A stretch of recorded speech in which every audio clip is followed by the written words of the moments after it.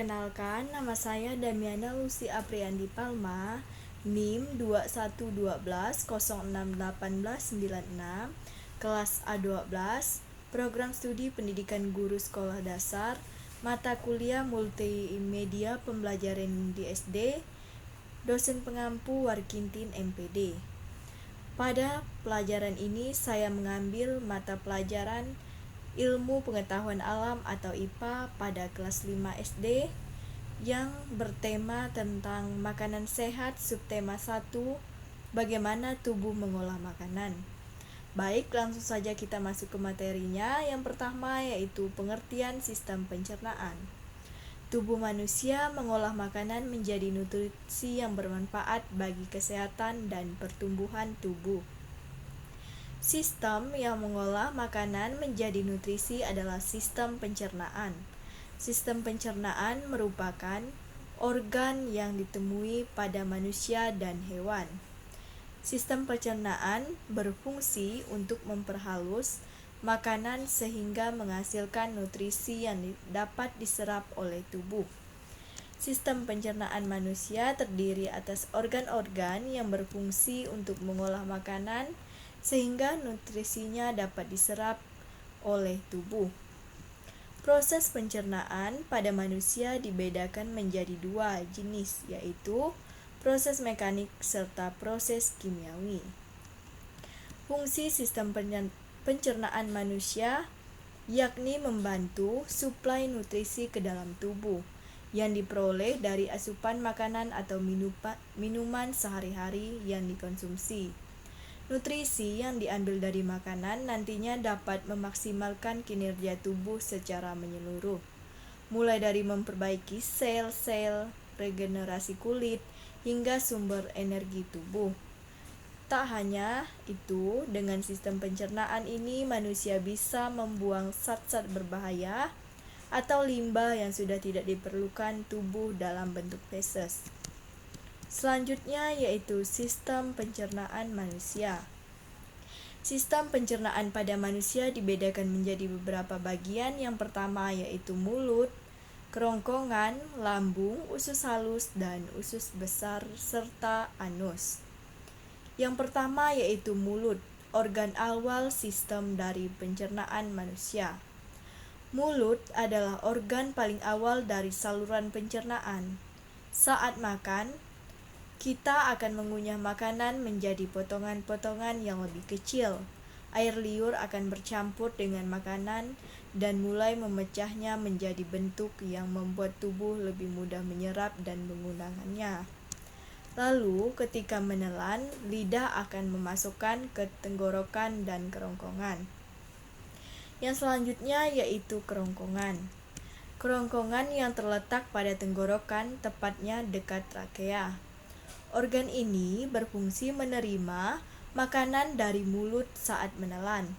Selain itu, ada pula egiplotis, lipatan kecil pada sisi atas tenggorokan saat menelan untuk mencegah tersedak. Ketika memasuki kerongkongan, berlangsung serangkaian kontraksi otot yang bernama gerak peristaltik.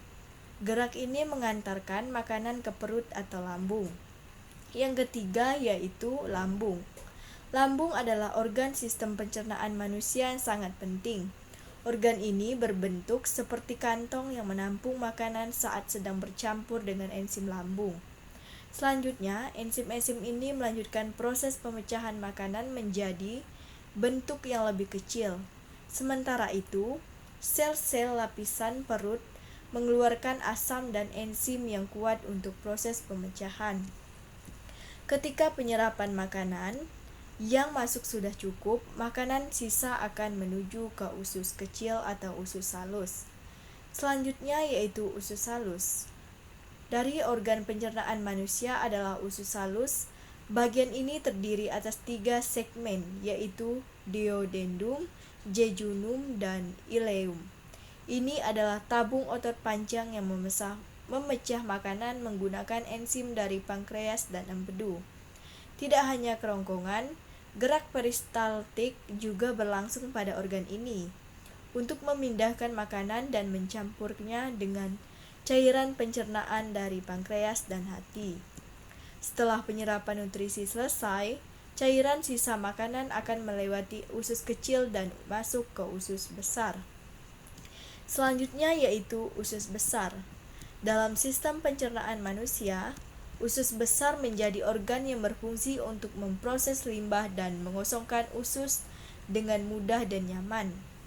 Bentuk dari organ ini adalah tabung otot panjang yang menghubungkan usus kecil ke rektum. Baik, yang terakhir yaitu anus. Anus adalah bagian terakhir dari sistem pencernaan manusia. Organ ini berupa saluran sepanjang 5 cm yang terdiri dari otot dasar panggul dan 2 shifter anal atau internal dan eksternal. Lapisan anus bagian atas mampu mendeteksi isi rektum dan memungkinkan kita mengetahui apakah isinya cair, gas, atau padat. Anus memiliki otot sphincter yang penting untuk mengontrol feses. Sementara itu, otot dasar panggul akan membentuk sudut antara rektum dan anus yang mencegah feses keluar ketika belum waktunya. Selanjutnya materi yaitu tentang pengertian sistem pencernaan pada hewan. Sistem pencernaan hewan adalah serangkaian jaringan organ yang berfungsi untuk mencerna makanan. Sama halnya seperti manusia. Makanan yang berada di dalam saluran pencernaan hewan juga mengalami proses mekanik dan kimiawi. Sekian materi yang dapat saya sampaikan. Semoga pembelajaran ini dapat bermanfaat bagi kita semua. Selamat pagi.